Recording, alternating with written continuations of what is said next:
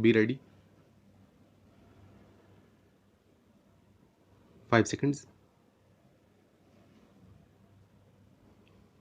Start.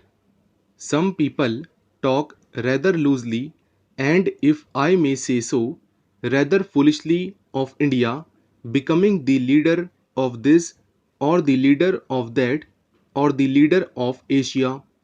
Now, I do not like that at all. It is a bad approach, this business of leadership. But it is true that because of the various factors I have mentioned, a certain special responsibility is cast on India. India realizes it, and other countries realize it also. The responsibility is not necessarily for leadership, but for taking the initiative sometimes and helping others to cooperate. Now, foreign policy is normally something which develops gradually. Apart from certain theoretical propositions we may lay down, it is a thing which, if it is real, has some relation, actuality, and not merely to pure theory. Therefore, we cannot precisely lay down our general outlook or general approach, but gradually it develops. We are, as an independent country, a fairly young country at present, although we are a very ancient country and we have all the advantages and disadvantages of being an ancient country. Nevertheless, in the present context of foreign policy, we are a young country and therefore our foreign policy is gradually developing, and there is no particular reason why we should rush in all over the place and do something that comes in the way of this gradual development. As I said, our general policy has been to try to cultivate friendly relations with all countries, but that is something which anyone can say. It is not a very helpful thought. It is almost outside, if I may say so, of politics. It may be just a verbal statement of a moral urge. It is hardly a political urge. Nevertheless, something can be said for it even on the political plane. We cannot perhaps be friendly always with every country. The alternative is to become very friendly with some and hostile to others. That is the normal foreign policy of a country, very friendly with close relations with some, with the consequence that you are hostile to others. You may be very friendly to some countries and you cannot just be equally friendly with all countries. Naturally, you are more friendly with those with whom you have closer relations, but that great friendliness is good. But if it merely reflects hostility to some other country, then it is something different.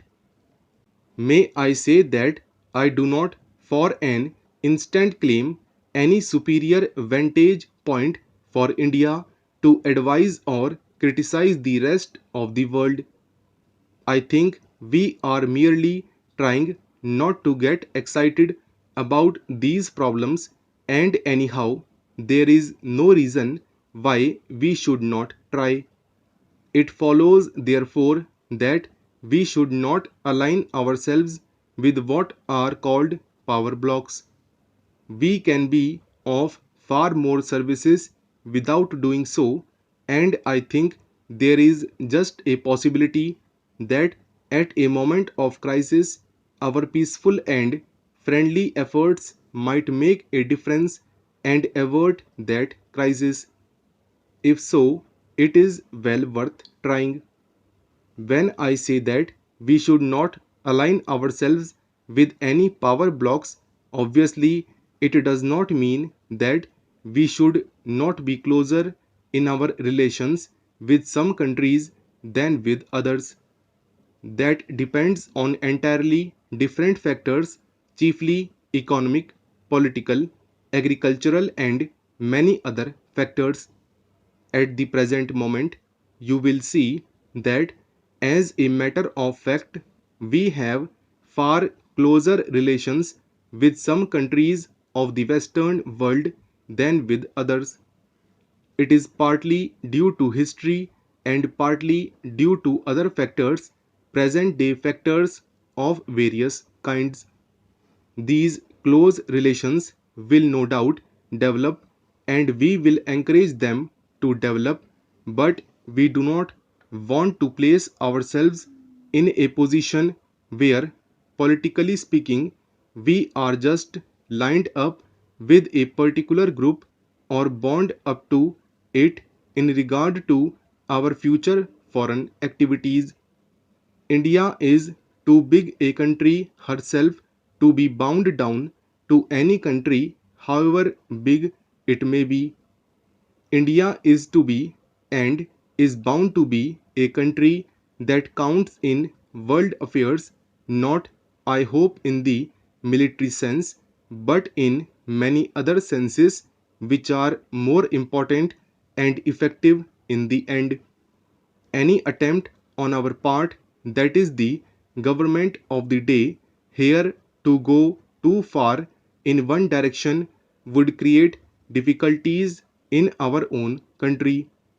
It would be resented, and we would produce conflicts in our own country which would not be helpful to us or to any other country. While remaining quite apart from power blocks, we are in a far better position to cast our weight at the right moment in favor of peace, and meanwhile, our relations can become as close as possible in the economic or other domain with such countries with whom we can easily develop them.